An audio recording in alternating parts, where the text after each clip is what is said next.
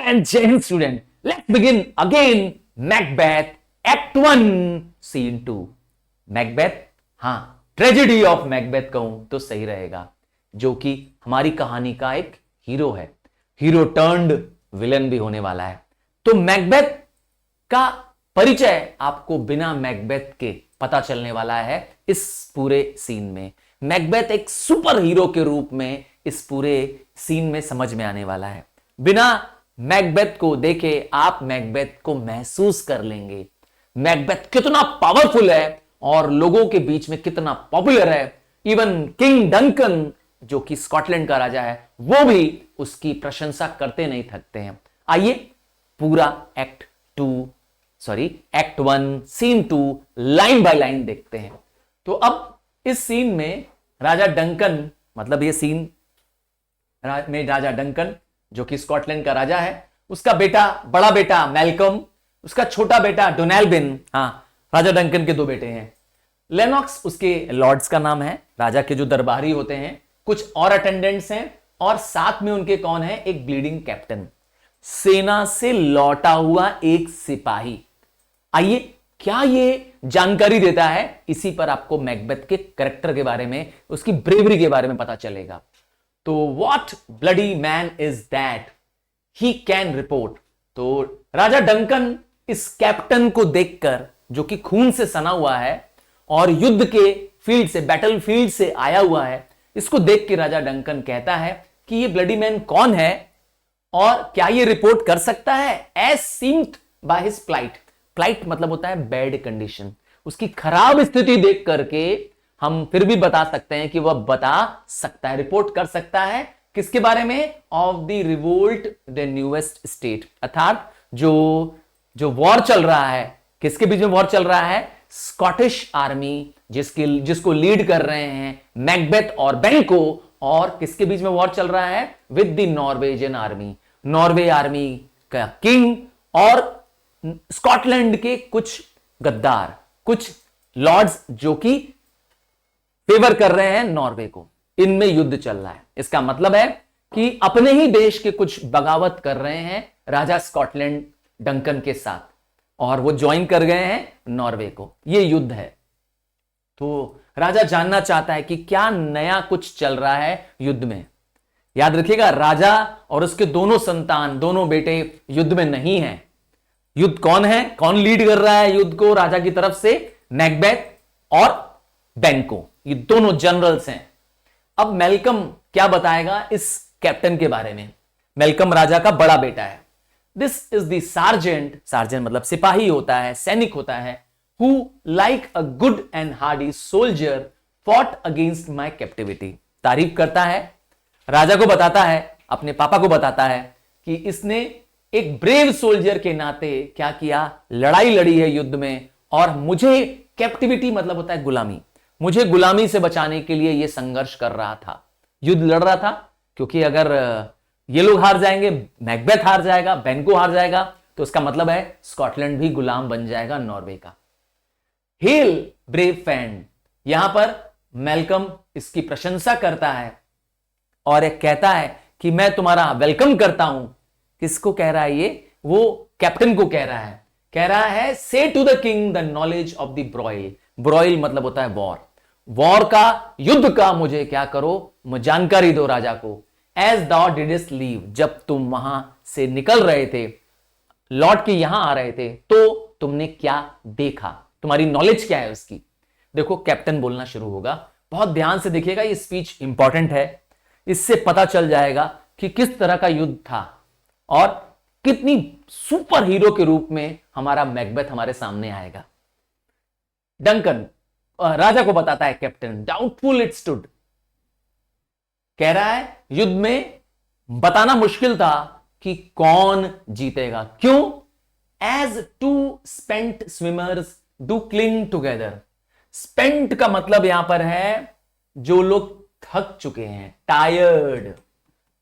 तो यहां पर कौन है स्पेंट स्विमर्स, यहां पर स्पेंट स्विमर्स हैं दोनों सेनाएं, स्कॉटिश आर्मी और नॉर्वेजियन आर्मी, दोनों थके हुए हैं क्योंकि युद्ध भयंकर चल रहा है और दोनों एक दूसरे को हराने के लिए पूरा दाव लगा रहे हैं, इसीलिए स्पेंट स्विमर्स से कंपेयर किया जा रहा है दोनों आर्मीज को।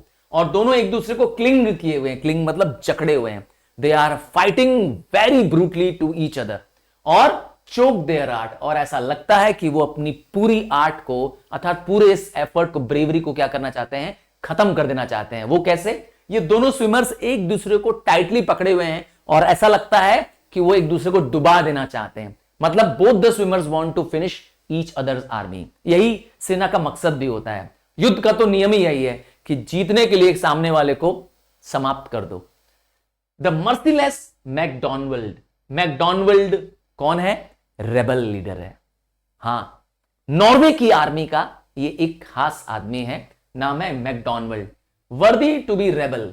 क्या है ये? एक रेबल है। गद्दार को, देश में जो विश्वासघात करे उसे कहते हैं रेबल। और for so that the multiplying villainies of the nature do swarm upon him. अर्थात जिस तरह का ये गद्दार है, जिस तरह का ये देश का बगावत करने वाला व्यक्ति है, क्योंकि ये स्कॉटिश व्यक्ति है, और इसी तरह इसके जैसे मल्टीप्लाइंग लोग, अर्थात इसी की सोच वाले, देश से गद्दारी करने वाले लोग इसके साथ स्वम अप हो गए हैं, एकजुट हो गए हैं। इसके पास एकजुट सेना है जो कि देश से बगावत कर रही है। फ्रॉम दी वेस्टर्न आइल्स, तो ये कहां से आ रहे हैं? वेस्टर्न आइल्स से आ रहे हैं। मैकडॉनल्ड के पास सेना है, जो एक प्लेस है वेस्टर्न आइल्स, जहां से ये क्या कर रहे हैं? स्कॉटलैंड पे हमला कर रहे हैं। और सेना में कौन कौन है? कर्न्स हैं। कर्न्स कौन होते हैं? KERNS, कर्न्स। ये लाइट आर्म्ड मतलब हल्के हथियार वाले फुट सोल्जर होते हैं। फुट सोल्जर समझ गए ना? पैदल चलने वाले सिपाही होते हैं ये। और ये गैलो ग्लासेस कौन होते हैं? गैलो ग्लासेस मर्सिनरी होते हैं। ये मर्सिनरी क्या होता है? ऐसे सिपाही जो पैसों के लिए काम करते हैं, बहुत क्रूअल होते हैं। ये सिर्फ क्या करते हैं? पैसों के लिए काम करते हैं। पैसे दोगे तो वो तुम्हारे साथ शामिल हो जाएंगे, बस। मतलब समझ गया ना? ये किसी देश के नहीं होते हैं, ये एक बिकाऊ सैनिक है ये गैलो ग्लासेस। तो इस तरह के सिपाही इनके साथ हैं। ये बहुत फियर्स होते हैं गैलो ग्लासेस, बहुत फियर्स, किसी पे दया नहीं करते हैं, फियर्स फाइटर्स होते हैं ये। अब इस तरह की सेना के साथ कौन आ रहा है? मैकडॉनल्ड आ रहा है। और फॉर्च्यून, देखिए F कैपिटल है यहां। फॉर्च्यून कौन है? भाग्य। भाग्य मतलब भाग्य की देवी। हाँ, जैसे हमारे यहां भारत में भाग्य की देवी है ना, वैसे वहां पर क्या है? फॉर्च्यून है, जो कि भाग्य के भगवान है उनके। On his damned quarrel smiling. ऐसा लगता है कि भाग्य भी हमारे खिलाफ, स्कॉटलैंड के खिलाफ है। लगता है कि फॉर्च्यून किसको फेवर कर रहा है? नॉर्वे को फेवर कर रहा है, दुश्मनों को फेवर कर रहा है, क्योंकि वो स्माइल कर रहा है। ऐसा लग रहा है मानो कि भाग्य कौन है? लाइक अ रेबल वोर। वोर मतलब क्या होता है? प्रोस्टिट्यूट को कहते हैं वोर। हिंदी वर्ड बोले तो एक टिपिकल और गंदा शब्द है वैश्या। तो फॉर्च्यून इज लाइक द वैश्या ऑफ द रेबल। अर्थात रेबल कौन है यहां पर? मैकडॉनल्ड। समझ गए? इनडायरेक्टली कहना चाहते हैं कि इस समय मैकडॉनल्ड का भाग्य उसका साथ दे रहा है, क्योंकि एक बड़ी विशाल सेना के साथ, जिसमें कर्न्स और गैलो ग्लासेस हैं, इसके साथ इसने स्कॉटिश आर्मी पे अटैक कर रखा है। बट ध्यान दीजिएगा, ये बट शब्द बड़ा इंपॉर्टेंट है। बट मतलब होता है इन सब के बावजूद ऑल्स टू वीक, मतलब ये सब कमजोर पड़ जाते हैं। किसके आगे? एक व्यक्ति के आगे, हमारे हीरो के आगे, मैकबेथ के आगे। क्यों? For brave Macbeth. देखिए, ब्रेव एक एडजेक्टिव लगा दिया गया है मैकबेथ के साथ। तो कैप्टन ने डिक्लेयर कर दिया राजा के सामने कि मैकबेथ एक बहुत ही शूरवीर क्या है? हमारा लॉर्ड है। Well he deserves the name. देखा, कैप्टन खुद कह रहा है जो युद्ध से आया है कि वो इस नाम को डिजर्व करता है, इसका हकदार है। क्यों? आगे देखिए, बहुत जबरदस्त ये स्पीच है। डिसडेनिंग फॉर्च्यून, स्कॉर्निंग एट द फॉर्च्यून। देखा, मैकबेथ भाग्य से डर नहीं रहा है, बल्कि भाग का क्या कर रहा है? मजाक उड़ा रहा है। डिसडेन शब्द का मतलब होता है स्कॉर्न करना, मतलब किसी को हेट करना, डिसलाइक करना, बोला हट, चल हट भाग्य यहां से। तो यहां पर वो भाग्य को, फॉर्च्यून को मैकबेथ क्या कर रहा है? से डर नहीं रहा है। और क्या कर रहा है? अपनी तलवार के साथ, जो कि चमकती हुई तलवार है, स्मोक्ड विद ब्लडी एग्जीक्यूशन, अर्थात अपने काम पे लगा हुआ है। मैकबेथ रुक नहीं रहा है, ठहर नहीं रहा है, लगातार उसकी तलवार क्या कर रही है, चुन चुन के सिपाहियों को मार काट मचाई हुई है और खून से लग रहा है सन गई है, खून से पूरी लटपट है मैकबेथ की वो तलवार। और कैसे कंपेयर कर रहा है मैकबेथ को, देखिए ये सिमिली है, हां यहां पर कैप्टन मैकबेथ को कंपेयर कर रहा है वेलियर मिनियन या वेलर मिनियन, अर्थात ब्रेवरी का सर्वेंट। मतलब जैसे मानो कि कोई ब्रेवरी है, उसका दास है कौन, हमारा मैकबेथ, अर्थात जिसके अंदर कूट कूट के एक तरह से कहें बहादुरी या शूरवीरता भरी हुई है। तो शूरवीर है, ब्रेवरी का दास है, सर्वेंट ऑफ द करेज है, यह कहना चाहता है इस लाइन में। एक तरह से मैंने कहा कंपेयर कर रहा है कैप्टन मैकबेथ को एक सुपर फाइटर के रूप में, जो ब्रेवरी को भी अपने अंडर रखा हुआ है। और तो और कार्व्ड आउट हिज पैसेज, यहां मैकबेथ के बारे में है कि मैकबेथ पूरी युद्ध भूमि में जा, चारों तरफ सिपाही हैं, चारों तरफ दुश्मन की सेना है, उसके काटते हुए निकल जा रहा है। ऐसे लग रहा है कि मानो इधर इधर इधर इधर इधर इधर दोनों तरफ क्या कर रहा है, सिपाहियों को, दुश्मनों की सेना को काटता हुआ, चीरता हुआ आगे बढ़ता जा रहा है। कहां जा रहा है जरा देखिएगा, कहां जा रहा है देखिएगा। मैकबेथ क्या करेगा, till he face the slave, यहां स्लेव कौन है, स्लेव है मैकडॉनल्ड। वो मारता हुआ काटता हुआ दुश्मन की सेना के अंदर घुस जाएगा मैकबेथ, नॉर्वे की सेना में घुस जाएगा अंदर, दोनों तरफ सिपाहियों को। आपने शायद बाहुबली देखी है, लग रहा है, देखी नहीं है तो जरा दिमाग में लगाइएगा। मैकबेथ यहां बाहुबली की तरफ से है, इधर सैनिकों को उधर सैनिकों मारे काटे जा रहा है और आगे बढ़ता चला जा रहा है, और सामने है खड़ा उसके कौन, ये स्लेव मैकडॉनल्ड। और उससे वो क्या करेगा, उससे न वो हाथ मिलाएगा, न उसको फेयरवेल करेगा, हाय करेगा, है ना, क्या करेगा, अनसीम थिम, कट कर देगा, है ना, क्या करेगा, काट डालेगा उसको। कैसे, फ्रॉम नेव टू चॉप्स, यहां सेंटर पार्ट से लेकर के मुंह तक ऐसा मारेगा, काट मारेगा उसको तलवार से घुसेड़ते हुए सट से ऊपर तक, और दो टुकड़े बॉडी के क्या करेगा, दो चीर मार देगा उसके। सोचे कितनी भयंकर मौत देगा इस स्लेव को, कौन, हमारा मैकबेथ। और क्या होगा, and fix the head upon the battlement, और मैकबेथ यहां नहीं रुकेगा बल्कि उसके सर का कलम करके, अर्थात इस मैकडॉनल्ड के सर को काटते हुए इसके सर को ले जाएगा और कहां फिक्स कर देगा, हमारे महल के, याद रखिएगा जो किला है उसकी जो सबसे ऊंची दीवार होती है उसे कहते हैं पैरापेट। एट पैरापेट मतलब टॉप वॉल होती है of the top of fort, किसी किले की, किसी बड़ी बिल्डिंग की, ऊंची बिल्डिंग के पैरापेट की सबसे ऊंची जगहों पे जाके क्या करता है, उसकी गर्दन को उठाकर क्या करता है, मैकबेथ वहां कर देता है। इससे क्या हो जाता है, दुश्मन की सेना में खलबली मच जाती है, क्योंकि उनका लॉर्ड, उनका लीडर मैकबेथ ने मार दिया। यह है हमारा शूरवीर मैकबेथ। देखिए डंकन कितना खुश हो जाएगा इस लाइन को सुन करके कि मैकबेथ ने क्या किया, उस स्लेव को मार दिया। ओ वेलिएंट कजन, क्योंकि याद रखिएगा मैकबेथ और डंकन दोनों, राजा डंकन और मैकबेथ दोनों एक दूसरे के फर्स्ट कजन्स हैं, रिलेटिव्स भी हैं। और कहता है वो तो वर्दी जेंटलमैन है। देखिए राजा भी उसको वेलिएंट कह रहा है, वेलिएंट मतलब ब्रेव। अब कैप्टन यहां रुकेगा नहीं, अभी कैप्टन और बताएगा। देखिए कैप्टन का आगे का देखिए डिस्क्रिप्शन वॉर का क्या है, as whence the sun gins his reflection, मतलब जैसे लग रहा था कि सूरज की छाया, सूरज की रिफ्लेक्शन आ पड़ रही है और तेज तूफान आने वाला है, और ड्रेडफुल थंडर, डायर मतलब होता है ड्रेडफुल, डरावना, डरावना बिजली कड़कने की आवाज आ रही है। सूरज के बाद यह सब डरावना आवाज आ रहा है और बीच बीच में यह शोर आवाज डरा रहा है। So from the spring veins comfort, और अभी लग रहा था कि हम क्या आ गए हैं, कंफर्ट स्प्रिंग में आ गए हैं, अर्थात हमें हमारा चीजें नॉर्मल हो गई है, क्योंकि हमने एक बहुत बड़ा क्या किया, व्यक्ति को मार कर क्या किया, युद्ध अपने पक्ष में कर लिया है। पर राजा डंकन ठहर जा, ऐसा नहीं है।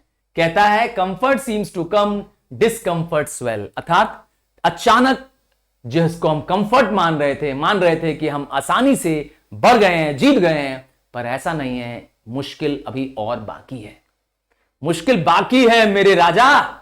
और यह बात कैप्टन उसको समझाता है, कहता है मार्क, ध्यान दीजिएगा किंग ऑफ स्कॉटलैंड, मार्क करिएगा मेरी बात को, no sooner justice had with valour armed, अभी जस्टिस का मुकाबला किसके साथ होने वाला है? वेलर के साथ, ब्रेवरी के साथ, अर्थात न्याय मिलेगा देश को, किससे? एक ब्रेव सिपाही से। और वो ब्रेव सिपाही कौन है? मैकबेथ है। कैसे? कंपेल्ड दीज स्केपिंग कर्न्स, अब मैकबेथ की ताकत के आगे जो दुश्मन की सेना थी वो भागने लगती है, क्योंकि उनका लॉर्ड मारा गया है ना। स्किपिंग मतलब होता है रनिंग, कर्न्स मैंने बता दिया था, लाइट आर्म्ड फुट सोल्जर्स, पैदल चलने वाले सिपाही होते हैं, वो भाग रहे हैं। बट तब तक कौन आ जाता है? नॉर्वे का राजा खुद, नॉर्वे का राजा स्वयं, स्वीनो उसका नाम है, वह स्वयं आ जाएगा, ठीक है। और वो इस मौके पे, जब मौका मिल रहा है उसे किस पे अटैक करने का? स्कॉटलैंड पे, क्योंकि वो अब इस मौके का फायदा ले रहा है। पहले तो स्कॉटलैंड के ही लोगों ने किया था बगावत, मैकडॉनल्ड, अब कौन आ रहा है? नॉर्वे का राजा, इसका फायदा लेते, वांटेज मतलब यहां पे एडवांटेज है। फर्बिश्ड आर्म्स मतलब नए सेना के साथ, नए हथियारों के साथ, नए लोगों के साथ एक नए अटैक करना, एक नया युद्ध कर देता है। इस तरह से राजा डंकन खुद चक्कर हो जाएगा, अरे अभी तो यहां युद्ध हमारे पक्ष में था, फिर ये नया क्या हो गया? तो राजा डंकन कहता है डिसमेड, अर्थात होपलेस हो गए मेरे लोग। डिसमे मतलब होता है क्या होना? होपलेस हो जाना। क्या हमारे कैप्टन्स मैकबेथ और बेंको, क्या वो डिसमे हो गए? क्या वो निराश तो नहीं हो गए? क्योंकि नई सेना आ गई, फिर से ताकत लेकर के, फिर से नए हथियार लेकर के। देखिए कैप्टन क्या बताएगा, कहेगा हां हां वो उतना ही डिसमे हुए, डिसमे मतलब वो दुखी हुए, वे होपलेस हुए, पर कितना? कितना? जितना कि ईगल होपलेस होती है स्पैरोज को देखकर। अर्थात ईगल तो स्पैरो से डरती नहीं है, ईगल तो खुद ही स्पैरो का शिकार करती है। दूसरा एग्जांपल देखिए कितना अच्छे से सिमिली यूज किया गया है। जितना शेर डरता है हिरन को, हेयर को देख के, हेयर मतलब होता है रैबिट्स को देखकर, वाइल्ड रैबिट्स को कहते हैं हेयर। अर्थात शेर तो जानते हैं रैबिट से डरता नहीं है। तो शेर कौन है? ईगल कौन है? ये हमारे लॉर्ड्स हैं, ये हमारा बेंको और मैकबेथ है। तो इफ से सूत, सूत मतलब होता है सच, ट्रुथ। अगर मैं सच कहूं, I must report they were cannons overcharge with double cracks. अब तो ये हमारे दोनों लॉर्ड्स अर्थात मैकबेथ और बेंको तो डबल चार्ज हो गए, अर्थात इनके अंदर एक डबल ताकत आ गई और वो कैनन्स की तरह बिहेव करने। कैनन क्या होता है? तोप के गोले। कैनन मतलब तोप का गोला। ये तोप के गोलों की तरह क्या करने लगे? दुश्मन सेना पे टूट पड़े दोनों जन। इस बार नॉर्वे का बैंड बजा देंगे इन लोग। अब नॉर्वे की सेना का भी, अब नॉर्वे की सेना को वो चार्ज कर देंगे, डबल रिडबल्ड स्ट्रोक मारेंगे। फो मतलब एनिमी, वो मतलब होता है एनिमी। और इस एनिमी को क्या करेंगे? इस बार नॉर्वे की सेना का भी बैंड बजा देंगे। और ऐसा लग रहा था इनके दोनों के मारकाट से, नॉर्वे की सेना में लोग इतना मारकाट मचा रहे थे, मैकबेथ और बेंको इतना मारकाट मचा रहे थे, ऐसा लग रहा था कि मानो वो पूरे जगह घाव पैदा करना चाहते हैं, कट मार्क मारना चाहते हैं, हर एक को काट देना चाहते हैं। और तो और वो एक गोलगोथा की याद दिलाना चाहते हैं। गोलगोथा वो प्लेस है, जेरूसलम में एक प्लेस है where God Jesus, lord Jesus was crucified. हाँ, ये उस समय बहुत तबाही मची थी, उस समय बहुत पेन, बहुत सफरिंग्स हुई थी। कब? जब भगवान जीसस को क्या किया गया था? क्रूसीफाई किया गया था। समझ गया ना? तो उसी तरह से ऐसा लग रहा है कि आज वो उसी की याद दिला रहे हैं कि कितनी मारकाट, कितनी तबाही उन लोग ने दुश्मन की सेना में मचा रखी है। इसने मैकबेथ और बेंकोस ने। आई कैन नॉट टेल, तब तक वो, इसके आगे वो थोड़ा एग्जॉस्ट हो जाता है। कौन? कैप्टन अब एग्जॉस्ट होने लगता है, कहता है मैं फेंट हो रहा हूं, अर्थात मेरी अब मैं बेहोश हो रहा हूं। माई गैशेज क्राई फॉर हेल्प, गैशेज मतलब होता है वुंड, मेरे घाव मदद मांग रहे हैं, प्लीज मेरी मदद करिए। जानते हैं राजा बहुत प्रसन्न हो जाएगा। सो वेल दाई वर्ड्स, अर्थात तुम्हारे शब्द बहुत सही हैं। Become thee as thy wound, जितने तुम्हारे शब्द अच्छे हैं उतना जल्दी तुम्हारा घाव, तुम्हारे वुंड्स भी अच्छे हो जाएं। और दिस मैक ऑफ ऑनर, दोनों से क्या मिलती है? ऑनर पता चलती है। तुम्हारे घाव से, तुम्हारे शब्दों से मुझे ऑनर की महक आ रही है। गेट दिम सर्जन, जल्दी से इसको डॉक्टर्स को दिखाओ, और वहां से कैप्टन को ले जाया जाता है। इस तरीके से राजा को युद्ध के बारे में एक जानकारी मिल जाती है कि क्या चल रहा है युद्ध में, हमारी क्या पोजीशन है। आगे देखिए, अब आते हैं इस कहानी में दो लॉर्ड्स, एक है रॉस और दूसरा है एंगस। रॉस और एंगस ये दोनों राजा के विश्वास पात्र लॉर्ड्स हैं। और अब इनके आने पर मेलकम पूछता है, बताता है कि ये, राजा पूछता है कौन है, तो मेलकम बताता है, राजा का बड़ा बेटा बताता है कि ये थेन ऑफ रॉस है। वैसे थेन शब्द जब जब आए तो थेन मतलब होता है चीफ होना या किसी का लॉर्ड होना, समझ गए। रॉस एक प्लेस है समझ लो, और उसका लॉर्ड, थेन मतलब चीफ, चीफ या लॉर्ड। और कौन आया है उसके साथ में? लेनॉक्स आया है। Lennox, what a haste look through his eye, अर्थात लेनॉक्स कहता है कि रॉस की आंखों में कुछ चमक रहा है। हेस्ट मतलब होता है क्विकनेस दिखाई दे रही है ना। So should he look that seems to speak things strange, ऐसा लगता है रॉस के पास कुछ स्ट्रेंज घटनाएं बताने के लिए हैं। याद रखिएगा, रॉस भी कहां से आ रहा है? युद्ध भूमि की खबर लेके आया है, जो युद्ध चल रहा है उसकी खबर लेके आया है। और रॉस आते ही कहता है गॉड सेव द किंग। और राजा डंकन बोलता है, पूछता है वेंस केम दाउ, तुम कहां से आ रहे हो मेरे लॉर्ड? तो रॉस कहेगा मैं फिफ्थ से आ रहा हूं। फिफ्थ प्लेस का नाम है, हाँ, फिफ्थ वो प्लेस है जहां पर युद्ध चल रहा है। एक ऐसा एरिया स्कॉटलैंड का जहां पर युद्ध चल रहा है, जहां नॉर्वे के बैनर्स चारों तरफ आसमान को घेरे हुए हैं। अर्थात नॉर्वे का राजा एक बहुत विशाल सेना लेके आया हुआ है, इससे पहले भी बताया था, और चारों तरफ उसके झंडे लहरा रहे हैं। और उसके झंडे देख करके हमारे बंदे, अर्थात हमारी स्कॉटलैंड की आर्मी क्या हो रही है? ठंडी पड़ गई है। और इतनी विशाल सेना देख के तो किसी का भी दम निकल जाएगा। देखिए, नॉर्वे हिमसेल्फ, अर्थात नॉर्वे का राजा खुद आया है with terrible numbers. Terrible number समझ गए ना? बड़ी विशाल सेना लेके, and assisted by the most disloyal traitor. और उसके साथ कौन है? देश का गद्दार, ट्रेटर, गद्दार। और वो गद्दार कौन है? Thane of Cawdor. Thane of Cawdor अर्थात lord of, chief of Cawdor, ये एक पोस्ट का नाम है। राजा के ठीक नीचे की पोस्ट होती है ये। राजा ने किसी विश्वास पात्र व्यक्ति को यह पद दिया था, थेन ऑफ काउडर। ये जो राजा का व्यक्ति है, थेन ऑफ काउडर है, जिसपे राजा बहुत भरोसा करता था, इसी ने राजा को क्या कर दिया है? विश्वासघात दिया। राजा डंकन के साथ धोखा किया है, और ये जो ज्वाइन हो गया है किसके साथ? नॉर्वे की सेना के साथ। ठीक है। And begin a dismal conflict, इस बार जो युद्ध होने वाला है वो बहुत ही ड्रेडफुल होने वाला है, क्योंकि इस बार बहुत विशाल सेना के साथ क्या होने वाली है? एक लड़ाई होने वाली है। Till the Bellona's bridegroom. ओहो, यहां पर भी एक क्या यूज किया गया है? मैकबेथ को सुपर हीरो के रूप में रॉस बता रहा है कि हमारा मैकबेथ जो है वो, बेलोना कौन है? एक तरह से कहें युद्ध की देवी, और ब्राइडग्रूम दूल्हा। तो कौन है? हस्बैंड ऑफ द वॉर है, युद्ध की देवी का पति के रूप में। समझ गया ना? जैसे अपने मन से मैं कह रहा हूं कि ये एक ऐसा लॉर्ड है जो कह सकते हैं पावर से भरा हुआ है। जैसे लगता है मानो क्या है, इसमें ईश्वरीय ताकत आ गई है। किसके अंदर? मैकबेथ के अंदर। तो मैकबेथ को जो गॉडेस ऑफ वॉर है उसका दुल्हा बताया गया है, कंपेयर कर रहे हैं उससे। लैप्ड इन प्रूफ, और वो खुद सना हुआ है। क्यों? क्योंकि पूरे शरीर में खून लगा हुआ है मैकबेथ के। कन्फ्रंटेड हिम, अर्थात वह लड़ाई लड़ता है, फेस करता है। कौन? मैकबेथ फेस करता है नॉर्वे के राजा को। कन्फ्रंटेड हिम, यहां पे हिम कौन है? थेन ऑफ काउडर भी है।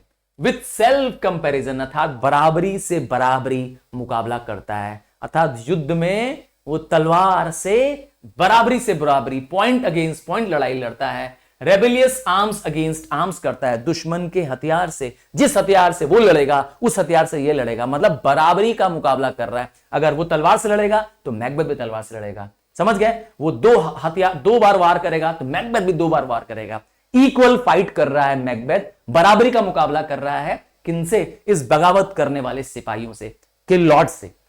कर्बिंग हिज लेविश स्पिरिट, पर इन दुश्मनों की जो देश को जीतने की भावना थी, ललचाई भरी नजर से देख रहे थे सेना को, इसको वो कर्ब कर देगा, क्योंकि हमारा हीरो मैकबेथ इन सबको समाप्त कर देगा। क्या करेगा? And to conclude the victory fell on us. Finally good news to the Duncan, हमारा देश जीत गया, हमने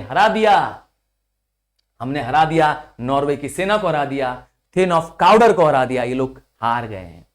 राजा अचानक खुश हो जाएगा और कहेगा ओहो ग्रेट हैप्पीनेस। और राजा रॉस को क्या कहेगा देखिए आगे। अच्छा रॉस क्या और जानकारी देगा दैट नाउ स्वीनो कौन है? नॉर्वे का राजा। अब नॉर्वे का राजा हार मान जाएगा और वो क्रेव करेगा, क्रेव मतलब होता है रिक्वेस्ट करेगा, बेग करेगा। क्या रिक्वेस्ट करेगा? रिक्वेस्ट करेगा कि हमारे साथ समझौता कर लो। कॉम्पोजिशन मतलब होता है पीस एग्रीमेंट कर लो। किस तरह का एग्रीमेंट? कि भाई हमारे जो सैनिक मारे हैं, याद रखिएगा ये सारा युद्ध कहां चल रहा है? फाइफ में।